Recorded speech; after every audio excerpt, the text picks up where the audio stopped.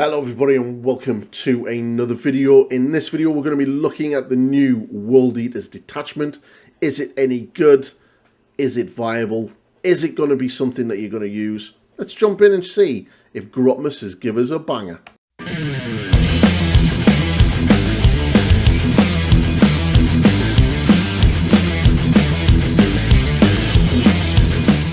Yes, so the Games Workshop dropped the new detachment for the World Eaters, and it is a bit of a spicy one. So it is this thing here, the Vessels of Wrath.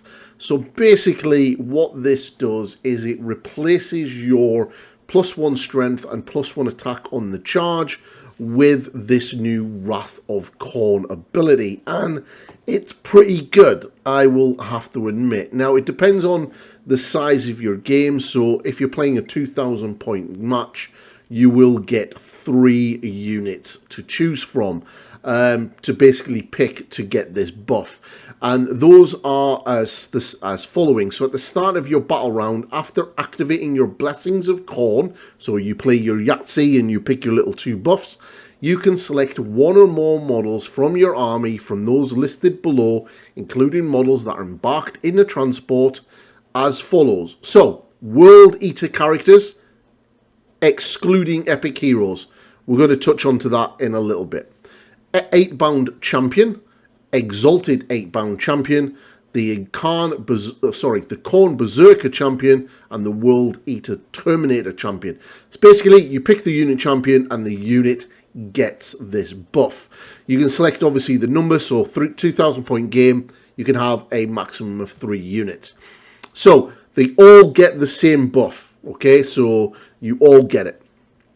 So until the end of the battle round, each of those models has the Vessel of the Wrath keyword. We recommend marking the models with the sustain token.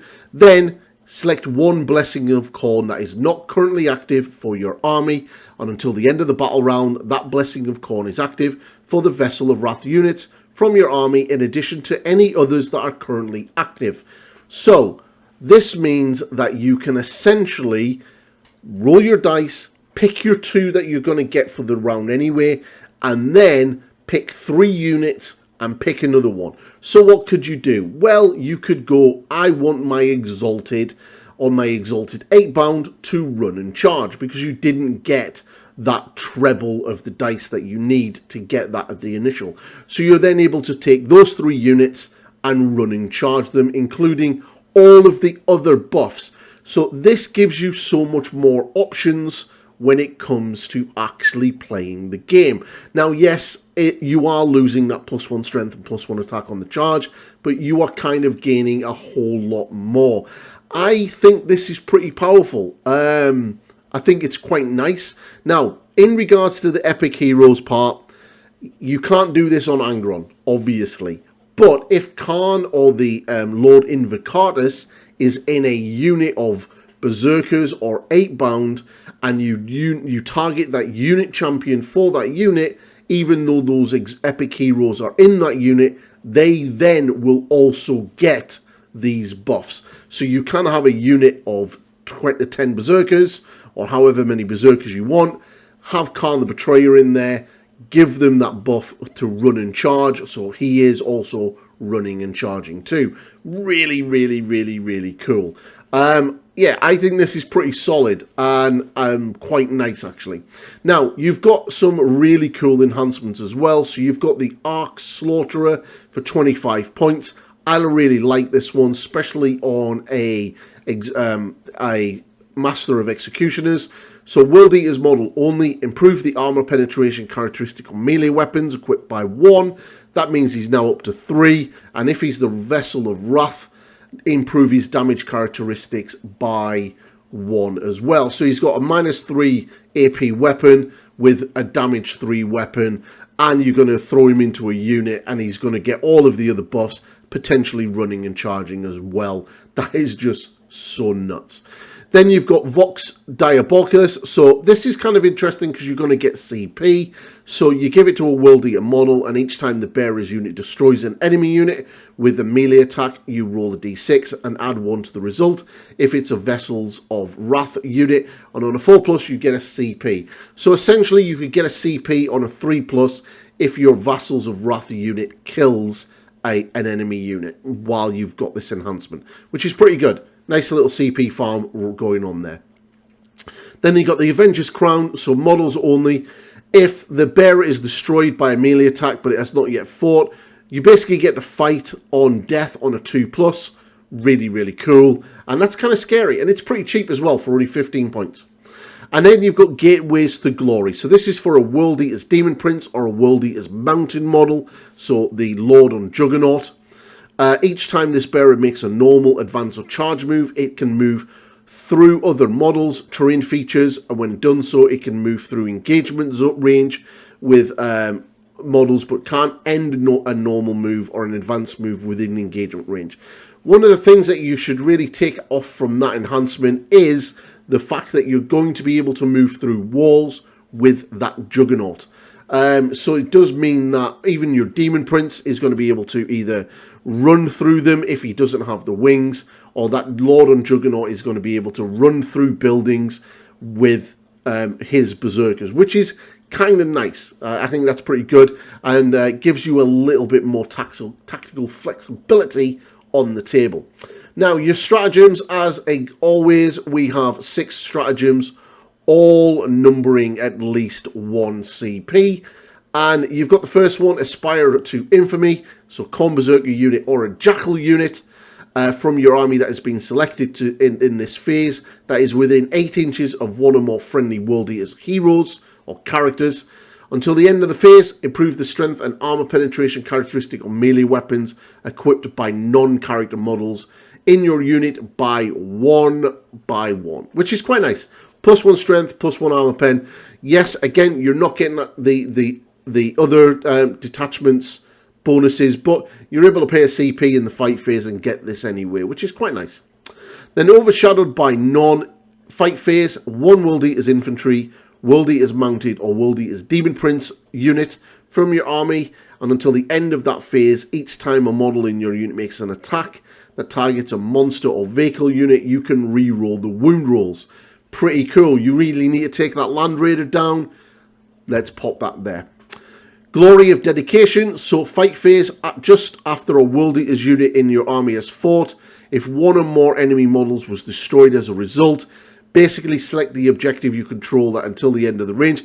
Basically, you pay a CP, you kill a unit on an objective, pay the CP, and you make it in a sticky objective. Pretty sweet. Now you've got Punish the Craven, so your movement phase, which is quite nice. And then you have 1 World Eater's Infantry or World Eater's Demon Prince unit from your army. When the enemy unit falls back, all models in the enemy unit must take a Desperate Escape test. When doing so, if the unit is a Vassal of Wrath, subtract 1 from those tests. Kind of stop them from getting away from you. You know, you don't want them running away. You want them in combat so you can absolutely cleanse them. And then we've got Meet Force with Force. So your opponent's shooting phase just after an enemy unit has shot. 1 World Eater's Infantry unit, World Eater's Mounted unit, or a Demon Prince from your army. Your unit can make a Blood Surge move. To do so, roll a d6 and move your models up to a number of inches to that result. But your army unit must end the move as close as possible to the closest enemy unit, not aircraft. When doing so, all those models move within engagement. Can be moved within engagement range. And if your unit is a Khorne Berserker or a Vassal of Khorne unit, you can re-roll the d6 to determine how far you move. So, pretty nice. You're going to get yourself into combat if you want to in the shooting phase, which is kind of cool. Saves you having to do a charge. So, the last one is Brazen of Contempt. In your opponent's shooting phase, 1 World Eater's unit from your army that was selected to be the target of 1 or more of the attacks. Until the end of the phase, each time an attack targets your unit, if the strength characteristic of that attack is greater than the toughness characteristic of your unit, subtract 1 from the wound rolls. If it's a Vessel of Wrath unit, subtract 1 from the wound rolls instead. So you subtract 1 from the wound roll. Oh yeah. So you subtract 1 from the wound roll, and if it's a vessel of unit, subtract 1 from the wound roll instead. Yeah, it kind of not really makes much sense. So if if you do it on Angron and they've got a higher toughness, you subtract 1 from the wound roll. If it's a Vessel of Wrath unit, subtract 1 from the wound roll instead. That's exactly the same. I imagine that's probably going to get FAQ because that makes real no sense. But that's the rule there. So what do I think of this detachment? I think this detachment's definitely got some teeth. I think it's going to boil down to, do you want your +1 strength, +1 attack on the charge, or do you want more access to your blessings? Any detachment that is going to give you more options that come into your army rule is always going to be strong, and this is definitely strong. To be able to reliably get those 3 units to advance and charge, allowing you to free up an option where you can get the +2 to your movement as well. You can really shift, and then you've got your feel no pains and your sustain hits and all of that stuff. You really can sort of really mix that in and get some really, really nice buffs. I think a savvy World Eater player who really understands how to use the Blessings of Khorne well will do really, really, really well with this detachment. And you have some really nice enhancements and stratagems to really make that work really nicely. So, I think it's good. Definitely interested. Now, at the bottom of the article, they did kind of hint that in a few months' time, they're going to be revisiting the World Eaters. Now, was that Games Workshop telling us that in maybe around April, May time, that the World Eaters are going to be getting their codex? Who knows? Maybe it is.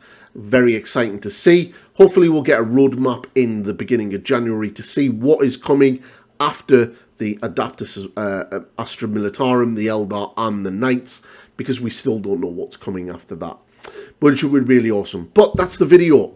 Are you excited about this? Are you a World Eater player wanting to jump into the Vassals of Wrath and get that there, or are you going to be sticking to the index detachment and just using that? If I had a World Eaters army, I would definitely be interested in running this detachment. It seems pretty cool. But that's the video, everybody. If you like what I'm doing, please like, subscribe and share and all that good stuff. And I'm going to wish you all a Merry Christmas now, because I probably, well, actually, you know what, I'll wait until tomorrow because I will be doing a video on the Space Wolves. And yeah, it's almost Christmas. It's almost the end of the year. Hope Santa's going to bring you everything that you want.